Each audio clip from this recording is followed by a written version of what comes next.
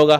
تو ایسا نہیں ہے. شریعت کا یہ حکم ہے کہ جو پیسہ آپ نے قرضہ لیا ہے، بھلے 50 سال کے بعد دے، آپ کو اتنا ہی پیسہ لوٹانا ہے. اس کی ویلو پکڑ کر کے آپ کو نہیں لوٹانا ہے. یہ ہمارے ذہن میں اس طرح سے خیال آتا ہے، لیکن شریعت میں اس طرح سے اس خیال کو جو ہے روکتی ہے. اس طرح کے خیالات پیدا ہونے سے شریعت منع کرتی ہے کہ اس طرح کا خیال مت پیدا کیجیے، بلکہ آپ کی جو رقم ہے اس پہ زیادہ مت لیجیے، اس کی ویلو مت بڑھائیے، بلکہ جو ہے وہی لیجیے. تو جو 50,000 20 سال پہلے آپ نے دیا ہے، 20 سال کے بعد بھی آپ 85,000 لیں گے. یہ شریعت کا حکم ہے اور اس میں کسی کا کوئی اختلاف نہیں ہے. اگر کسی کو قرضہ دیا ہو اور جس کو قرضہ واپس وہ بھی دینا چاہتا ہو، لیکن ہم اس سے اس لیے واپس نہیں لینا چاہتے تاکہ ہم کو ثواب ملے، اور وہ بھی اس قرضے سے فائدہ اٹھاتا رہے، تو ایسا کرنا کیسا ہے؟ بالکل صحیح ہے. ایسا آپ کر سکتے ہیں. ثواب کی نیت سے اگر آپ قرضہ واپس نہیں لینا چاہتے ہیں تو یہ اچھی بات ہے. اور اگر آپ اس کو جانتے ہیں کہ واقعی وہ اس کا مستحق ہے، یعنی اس کی غربت ہے، اس کی مفلسی ہے، تو آپ قرضہ واپس نہیں لیتے ہیں، تو اس نیت پر اور انشاءاللہ آپ کو اجر ملے گا، ثواب ملے گا. السلام علیکم شیخ. گولڈ لینا کیسا ہے قرض میں؟ جیسا 10-20 سال کی جو بات نکلی، تو گولڈ تو بہتر ہے نا کہ اگر آج میں 10 تولے آپ کو دے دوں، ایک 10 سال کے بعد آپ سے ریٹرن لینا ہے تو وہ 10 تولے لینا، پھر اس کا ریٹ جو بھی رہے گا ٹھیک ہے، آپ کو میں اماؤنٹ نہیں دوں گا. کچھ جیسا ایسا دینا ہے تو بھائی میرے پاس گولڈ ہے، ابھی تو رقم نہیں ہے، میں گولڈ دے دیتا ہوں. تو وہ گولڈ لینا ہی بہتر رہیں گا یا پھر کیسا؟ دوسرا یہ تھا کہ آج کے دور میں قرض دینا بہتر ہے، کیونکہ رشتے ٹوٹتے، تعلقات ختم ہو رہے، کیونکہ پیسے لینا بڑا مشکل ہو جا رہا، نکالنا. دینا تو آسان ہے، سامنے والا جب دیتا تو بہت نرمائی سے لیتا، اور جب دینے کا ٹائم آتا تو نہ کال موبائل فون اٹھاتا، نہ بات کرتا، اور پھر ٹیڑھی بات کرتا.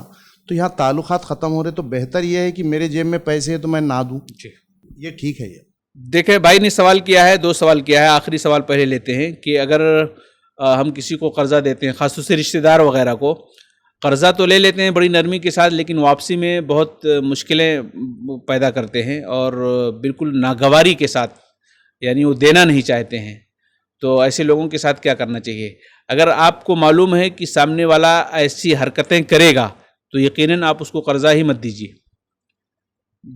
جس کے بارے میں آپ نہیں جانتے ہیں، جس کے بارے میں یہ جانتے ہیں کہ یہ سیدھا سادہ آدمی ہے، دیندار ہے، تو اس کو تو کوئی بھی دے سکتا ہے.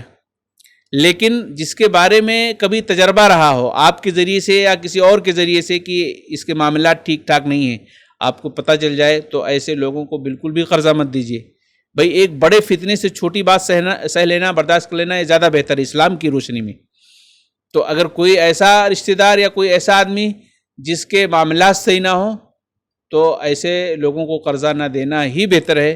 اگر آپ کو نہیں پتہ ہے تو کسی اور سے پوچھنا چاہیے. قرض دیتے وقت یہ بھی بات کہی گئی ہے کہ لوگوں سے پوچھیں کہ اس کا معاملہ کیسا ہے، اس نے قرضہ کسی سے لیا ہوگا تو قرضہ دیا ہے کہ نہیں دیا ہے، دینے میں کس طرح کا ویوہار ہے. تو یہ ساری چیزیں پتہ کر کے اگر یہ معلوم ہو جائے کہ واقعی یہ ٹھیک نہیں ہے، اس کے معاملات ٹھیک نہیں، پریشان کرنے والا ہے، تو اس کو نہ دینا ہی بہتر ہے.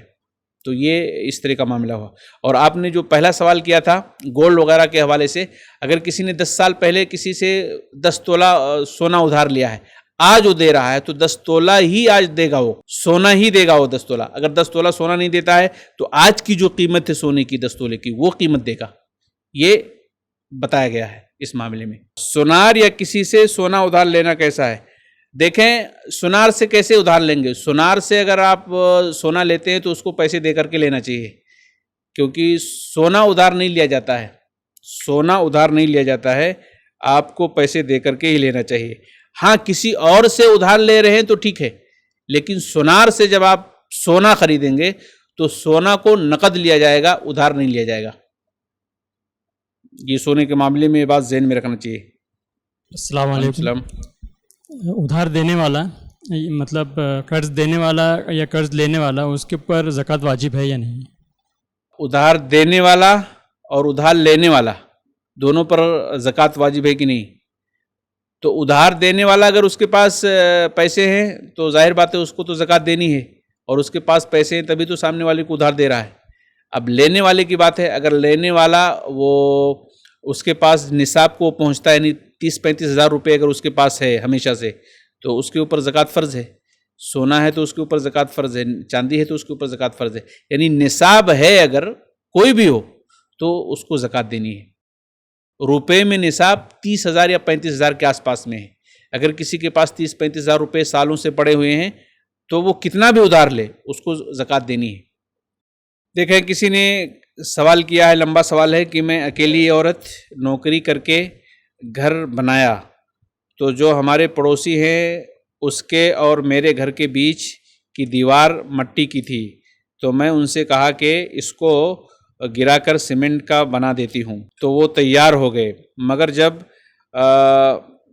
گرانے کے بعد پلر کھڑا کر دینے کے بعد وہ نہیں مان رہے اور مجھ پر پولیس کیس کر رہے اور مجھے دھمکی دیتے ہیں کہ پوری دیوار مجھے دے دو، نہیں تو میں اسٹے لے کر کے آؤں گا۔ تو ایسے پڑوسی کا کیا کریں؟